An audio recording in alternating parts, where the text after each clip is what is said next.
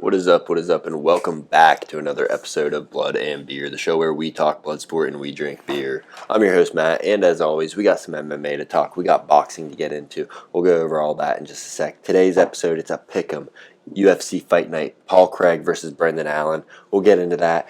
First, we'll go over all this afterwards, but we get to hear Leon Edwards' side of the Ian Garry situation, kicking him out of the gym. We'll get into that. And then also big news in the heavyweight division of boxing. Fight announced for the Undisputed Championship for early next year. Today's beer that we're fucking with, though, that we're drinking, it's called the Atomic Torpedo IPA by Sierra Nevada Brewing Company.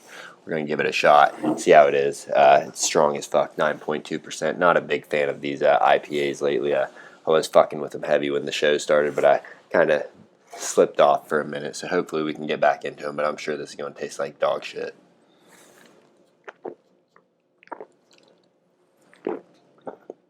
That one's really good. Didn't expect it. Alright, UFC Fight Night. Paul Craig versus Brendan Allen. We got to pick them for you. Some underdogs to cash. Hopefully we can make you some money. First fight we're looking at on the prelims, Charles Johnson. He's taking on Rafael Estevam.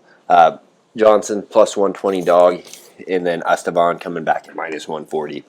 This is a fun fight. I like Johnson in this one as the dog. He's got real slick striking. He's a great jiu-jitsu guy. He doesn't really have that second gear, but I just think his experience, because this is Estevam, this is his UFC debut. I think the experience for Johnson gets it done, but you know, Estevam's got that knockout power. He's got 3 KOs in his last 5 fights. It's just the bright lights of the UFC. It is at the apex, but I just think Johnson, with his experience, he's going to get it done. He throws his shots from his hip, weird angles. He's just really confident in there. I think he's going to get it done, get the win. So that's plus 120. We're betting on Charles Johnson. Next fight, Jonathan Pierce, JSP. He's taking on Joe Anderson Brito. Minus 130 for Pierce, plus 110 for Brito. Both these guys, good strikers. Pierce is a little more technical. He's going to pick you apart, whereas Joe Anderson Brito, just an absolute power puncher. Dude will put your lights out like it's nothing. Has a great overhand right. I'm picking Brito in this at plus 110. When you give me pick'ems, I'm going with the knockout guy. I'm going with Brito just because, goodness, excuse me.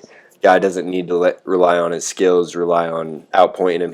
He's looking for that nuclear option, and he definitely has it. So we're going with Joe Anderson Brito, plus 110 dog on that one. So we got 2 dogs in a row.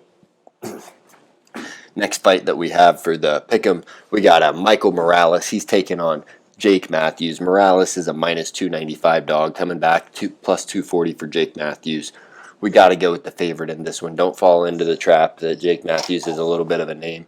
This Morales dude, he's a rising star. He's a beast. He's super well-rounded. He's been doing MMA or martial arts of some sort his entire life. So we're going with Michael Morales. He's just going to be too much for Jake Matthews. Matthews has a chance. He's got real crisp striking. He's got power, but I don't see him having anything for Morales in the comeback. So Morales, minus 295. Don't fall into those odds for Jake Matthews at plus 240.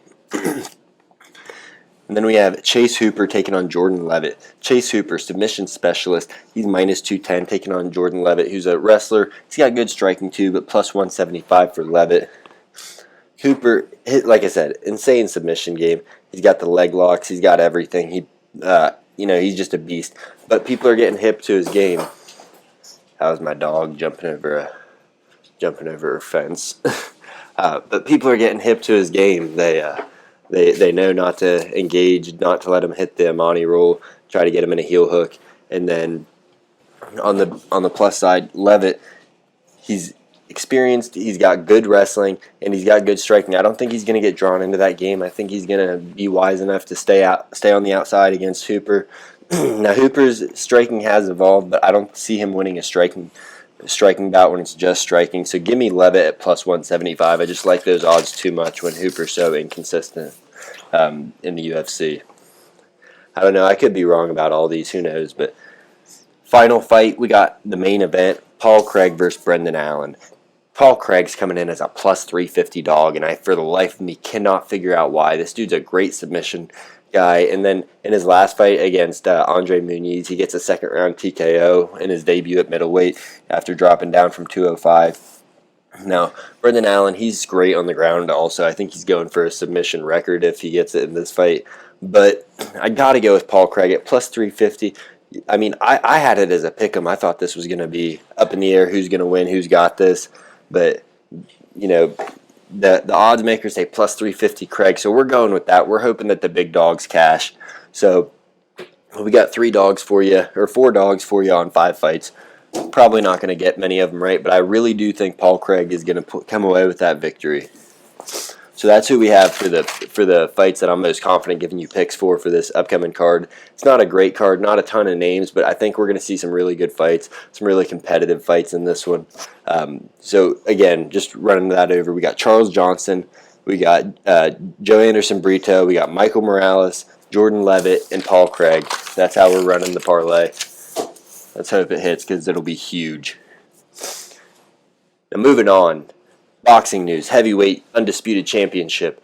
It's up for grabs February 17th. Tyson Fury's taking on Alexander Usyk. It was initially set for December of this year, but after the Francis Ngannou fight, it got pushed back a little bit. I'm excited to see what Tyson Fury comes out. If he's going to continue to dominate Usyk the way he has other boxers, he could probably use his size and strength a little better than he did against Ngannou. But I also want to see how this sells, because the Francis Ngannou Tyson Fury fight, it only did a combined 75,000 or 65,000 pay-per-view sales.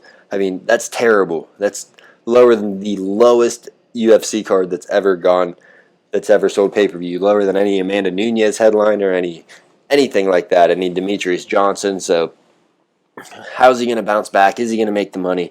Boxing's in kind of a state of decay right now, so we'll have to see. It'll be a fun fight, though. I really am excited. I love watching Tyson Fury fight.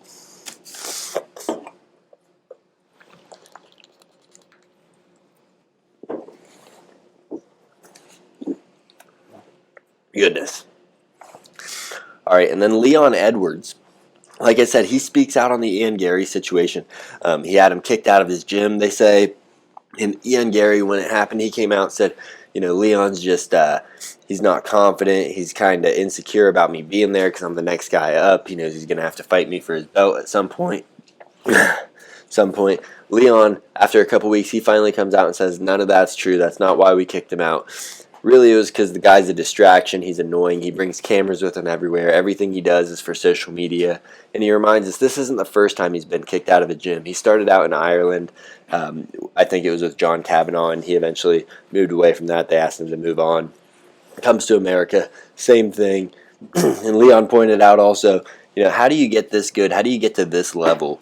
And you don't have any team, anyone behind you that's really there for you, that's looking out for you, a team like that.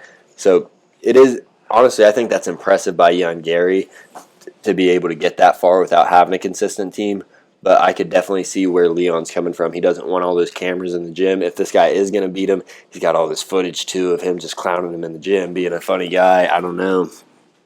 But that's Leon's side of the story. I kind of think that's a little more true than Ian Garry's. I don't think Leon's worried about him.